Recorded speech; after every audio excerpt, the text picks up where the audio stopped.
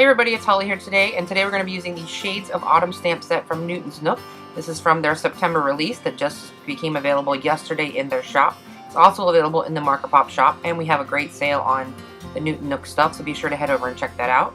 We're also going to be using some distressed Oxide inks in Wild Honey, Fossilized Amber, Vintage Photo, and Peeled Paint. Now, I'm going to be using a technique that I like to do with my distress inks.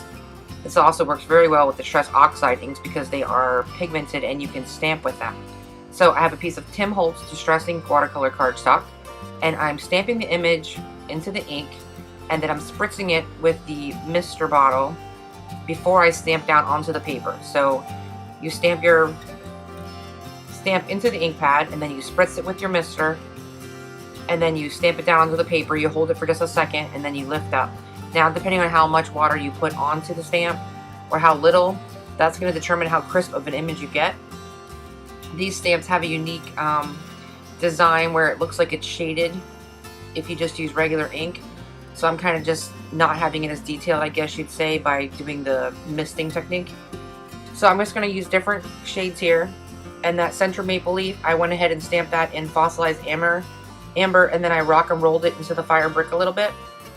So I'm just going to go ahead and fill up my background here with the stamps. Each one, again, I'm cleaning off the stamp in between, and then I'm stamping it into the ink, and then off to the side I'm spritzing it lightly with the spritzer, and then I'm coming back and stamping onto the paper. And then after you have your background the way you want it, the very important step with doing this technique is you want to make sure that you heat set everything. The Distress Oxide inks are pigment based, like a hybrid, so they take a little bit longer to dry. So you want to make sure that you dry everything. So before I dry everything though, I'm going to take the squirt bottle or the distress sprayer, and I'm going to spritz the cardstock lightly so that some of the ink moves a little bit. I want to kind of create a distressed look. So I'm going to go ahead and heat set it in between each time that I do that. So I'm going to spritz it, move it around, heat set it, spritz it again until I get the look that I'm achieving here. So you want to make sure you do that before you do your finalized drying, where you're going to kind of heat set everything and make sure everything's permanent. Even though distress inks will react with water later on. So once I have that all dry, my ink's moved around where I want it, I'm going to go ahead and take some Vintage Photo regular distress ink and a mini ink blending tool, and I'm just going to go ahead and put this all around the cardstock. Now what I'm doing is I'm very heavy-handed around the edges of the cardstock, and then as I come across the cardstock over the leaves, I'm going very lightly because I don't want to deepen the color that's on the leaves too much. So you just keep working around until you achieve the look that you want to achieve around the edges of the cardstock. And then when I'm all done with that, I'm going to go ahead and take that Mr. Ranger Mister bottle there, and I'm going to go ahead and take the top off, and I'm going to stick a paintbrush into it to pick up some water. I want really fine little bubbles, so I'm using a small paintbrush. I'm just splattering that on. Then I'm going to pick up the excess with a paper towel. And then I'm going to go ahead and heat set again. So, like I said, you want to make sure you heat set everything in between each step here. I like to heat set on the front of the cardstock and also flip it over and heat set on the back. That kind of keeps the cardstock more even. Kind of helps with the warping so you don't have so much warping. So then I'm going to go ahead and pull out some Distress Spray Stain, and I'm using the Tarnished Brass.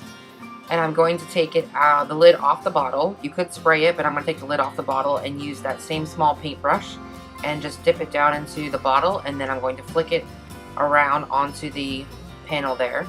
I wanted some really fine little gold flecks, and then I want a couple droplets, so I'm just kind of playing around, and what I get is what I get. When you're done, you want to make sure you dab up any excess blobs, I guess you would say, because when you dry that, they could kind of become bubbly and sticky and not dry all the way nice and flat. So you want to make sure you break up any bubbles that you might have. So there you can see I have kind of a thick blob. I want to pull up a little bit of that and make it more flat.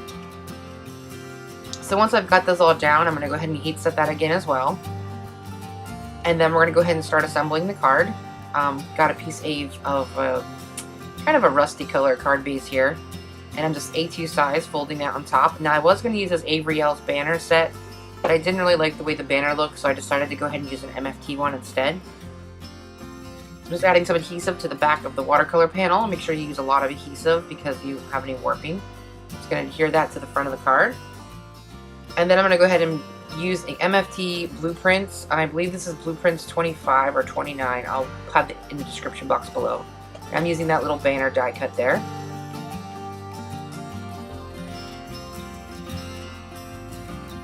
Then I'm going to go ahead and add some anti-static powder to the banner, and I'm going to stamp the sentiment from the Shades of Autumn stamp set in some VersaMark ink.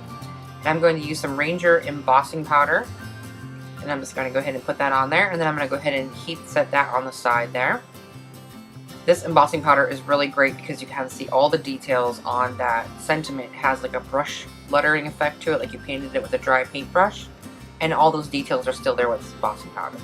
So I'm going to go ahead and adhere the banner to the front of the card using some foam tape. I'm going to go ahead and use some Pretty Pink Posh mixed gold cup sequins here with some Ranger Multimedia Matte.